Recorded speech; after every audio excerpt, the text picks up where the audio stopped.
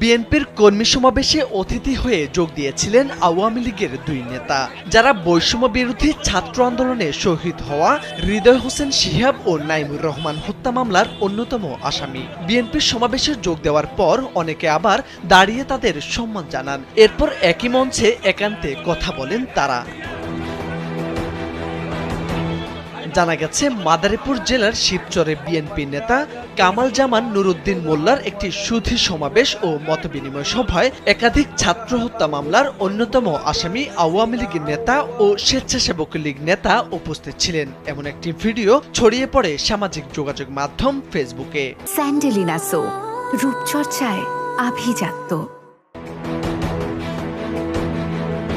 সোমবার সকালে শিবচর উপজেলার কাঁঠালবাড়ি ইউনিয়নের বাংলাবাজার এলাকায় সমাবেশ মঞ্চে কাঁঠালবাড়ি ইউপির চেয়ারম্যান ও উপজেলা আওয়ামী লীগের ত্রাণ ও সমাজ কল্যাণ সম্পাদক